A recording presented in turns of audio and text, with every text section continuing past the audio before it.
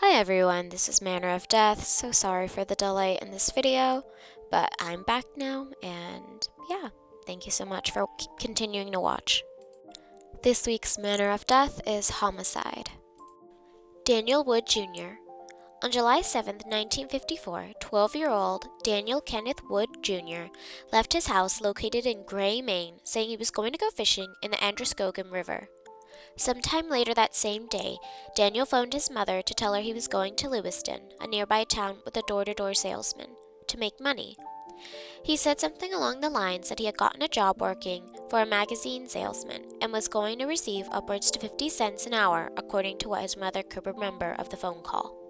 He also mentioned he would be back before dark, but he had never made it home. 9 days later, on July 16, 1954, his body was recovered from the Androscoggin River, the same place he said he was going fishing at prior. His death was ruled a homicide. He had been beaten to death, and a shoelace was attached to one of his wrists, suggesting he had been bound at some point. A neighbor by the name of Ernest Farrell came forward to say he witnessed a flashily dressed man in his 50s who had been around the Woods home that Thursday. He is described as being about 160 pounds with gray hair. Ernest mentioned that when he walked past the man, he had gave him a dirty look before turning away. He had said shortly after this encounter, the stranger got into his car and drove away. Danny left his home around this time. About 10 minutes later is when Danny phoned his mother from a store located 3 miles from their family home.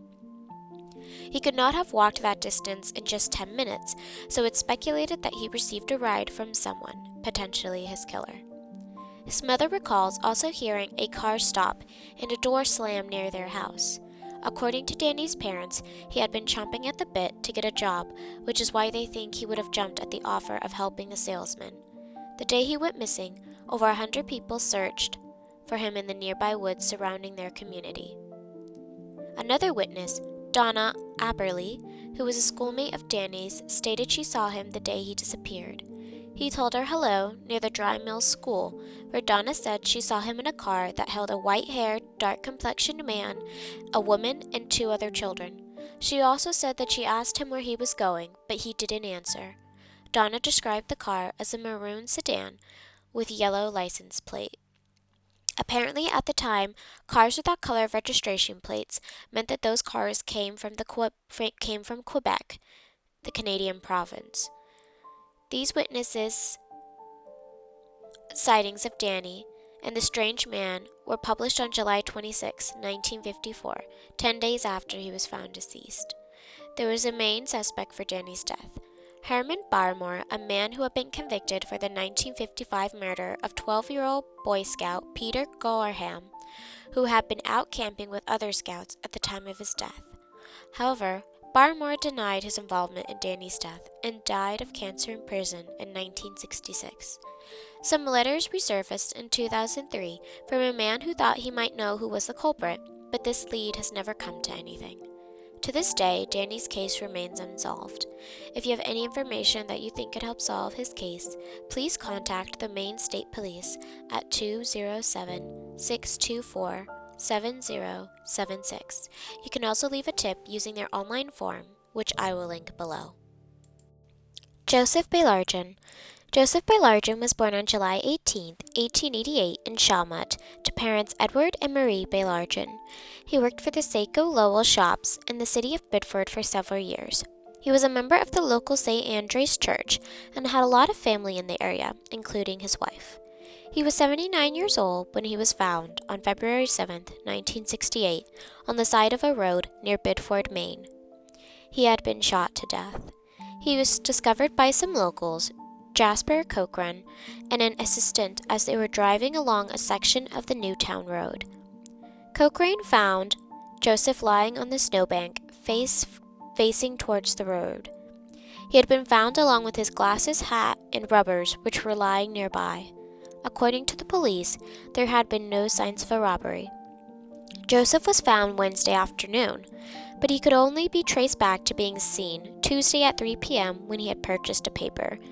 Police say it was known that Joseph carried large amounts of cash and that his wallet contained more than $100 when he was searched. The location of where he was found was approximately 7 miles from his house, so he might have been on his way home when the incident occurred. Unfortunately, Joseph's case has gone cold over the years. If you have any information that could help solve his case, please contact the Maine State Police at 207-624-7076, or you can use their tip form to submit a tip. Mary C Olenchuk. Mary Olenchuk was a 13-year-old living in Ogunquit, Maine with her family. She was the daughter of local Brigadier General Peter Olenchuk. She was known for loving her dog, collecting seashells, and fishing. In the summer of 1970, poor Mary's life would be cut short. The last sighting of her alive was on Sunday at 5 p.m., August 9th, 1970, about 200 yards away from her home by a seaside resort. She was spotted standing with her bicycle next to a maroon car, which may have been a 1967 Chevy. The driver was described as a white man in his mid-30s and was wearing dark clothes. Early on, it was thought Mary had been abducted and searches were underwent. Her case was treated as such because her parents said that she was a stable girl who was not prone to running away. Her bicycle was also found at the scene of where she was last sighted, another reason to think she hadn't run away. What was troubling at the time was that it was summer, and the resort area had thousands of tourists flocking in and out of the area, making the search difficult. A woman who was staying at the resort stated she saw Mary in the car when she had looked out the window. Apparently, she was spotted at 4:30 by guests who knew her. It was 3 short hours later, around 7 p.m., that she was reported missing. It was 11 p.m. when her bicycle had been found. 2 weeks after her disappearance, Mary's body was found in an abandoned barn at the Parsons estate in Kennebunk by the Kennebunk police. The barn was approximately 10.2 miles away from the seaside resort where she had been abducted. She was found with a rope around her neck, and she had died from strangulation. It was noted at the time of discovery, police said that she had not been sexually assaulted. There's a theory that the killer knew the area, as the abandoned barn was not visible from the road, so only someone who knew it was there could have found it. Another theory was that Mary's father, Brigadier General Peter Olenchuk, was part of a special operation where deadly nerve gas was moved from North Carolina and was dumped into the sea. The theory is that this had something to do with Mary's abduction and killing. The general himself, however, rejected this theory. Her case remains cold to this day. If you have any information that could help solve Mary's case, please contact the Maine State Police at 207-624-7076, or you can submit a tip through their tip form. Richard Albert. Richard Joseph Albert was a 33-year-old man who had been incarcerated at the New Hampshire State Prison. On November 25, 1971, he had escaped from the prison along with another inmate. Both of them were considered still on the run when Richard's body was found on April 17, 1972, in a wooded area off of the Maine Turnpike in Saco. The exact location was off the shoulder of the Maine Turnpike near the 34.5-mile marker. Richard had only been imprisoned in the New Hampshire State Prison since September of 1971. If you have any information that may help his case, please contact the Maine State Police at 207-624-7076, or you can submit a tip through their online form. Judith Hand. Judith Hand was a 15-year-old girl who lived in Farmington, Maine with her parents and siblings. She attended Mount Blue Junior High School and had a part-time job as a babysitter. She was described as being blonde-haired, hazel-eyed, and petite. It was on September 10, 1971, where her life would be taken from her.